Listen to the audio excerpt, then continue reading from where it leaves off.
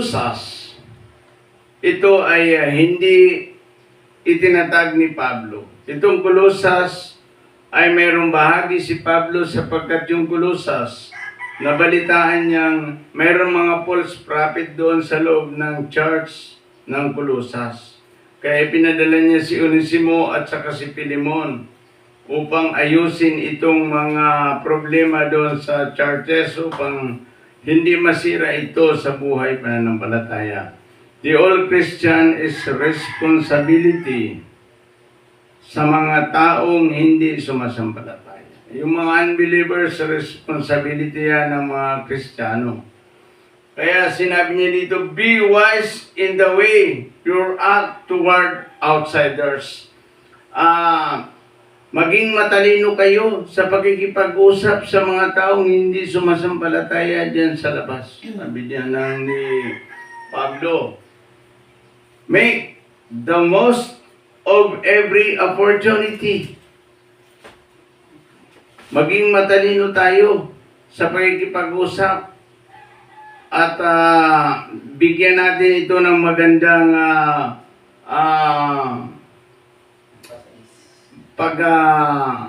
ano sana natin na masikap nating mawili sa atin yung mga hindi sumasampalataya. Iyan po ang talagang tinutukoy ng kasi pinadala niya si Onesimo at saka si Filemon upang magkaroon doon ng liwanag yung mga Kristiyano. Kasi pag may mga false prophet kasi dyan na pumasok sa church, iyan ay maaaring ang mga mahihina pa sa pananampalataya, ito ay madala. Nagkahati-hati sila eh.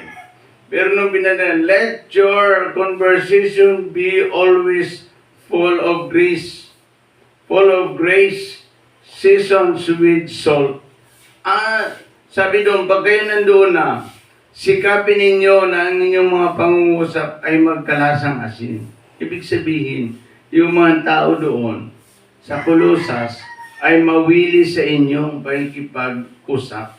Mawili sa inyo na yung mga sinasabi ninyo ay magkalasang asin. Ano ba yung ibig sabihin ng magkalasang asin? Mawili sa inyo ang mga hindi sumasampalataya at mga sumasampalataya sa Diyos.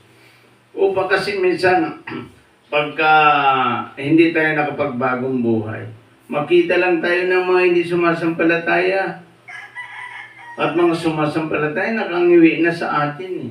Hindi naman yan totoo. Di ba? Gusto mo bang i-title lang ka ng ganyan ng mga hindi sumasampalataya? Hindi yan totoo.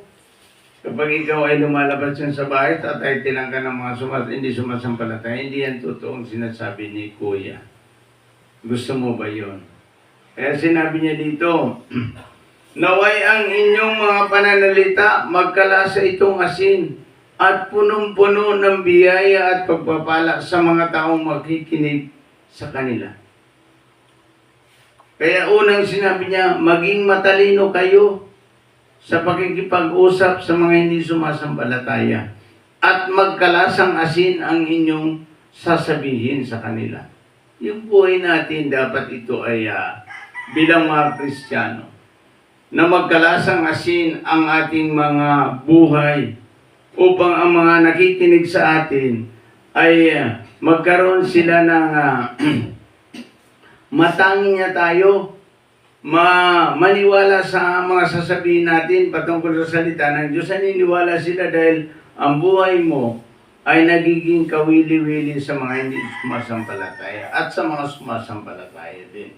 Kaya sabi niya dito, so that you may know how to answer everyone. Dapat kung paanong tutugunin ang bawat isa ng mga taong leader o sumasampalataya. Si Onesimo at saka si Filemon, pinagsabihan ni Pablo, ang bawat isang nakikipag-usap sa iyo, mananampalataya man o hindi, pagsikapan mo na maging pagpapala ang iyong buhay sa kanila. Yan ang maganda eh. Ang ating buhay ba ay pagpapala sa ating kapwa. Kaya, purihin ang Panginoon ngayong umaga. Gusto ko na bago natin may deliver ang salita ng Diyos, ang ating mga buhay ay binago ng Panginoon at punong-puno ito ng pagpapala para sa ating mga anak at sa ating masawa at sa ating mga kapitbahay. Sa mga sumasampalataya at sa mga hindi sumasampalataya, punong-puno ito ng pagpapala. Sabi niya dito, be wise in the way you act toward outsiders. Yung mga hindi sumasampalataya, una, dapat mapabilibihan ang ating buhay. Mapabilibihan ang ating buhay. Let your conversation be always full of grace, seasoned with every salt.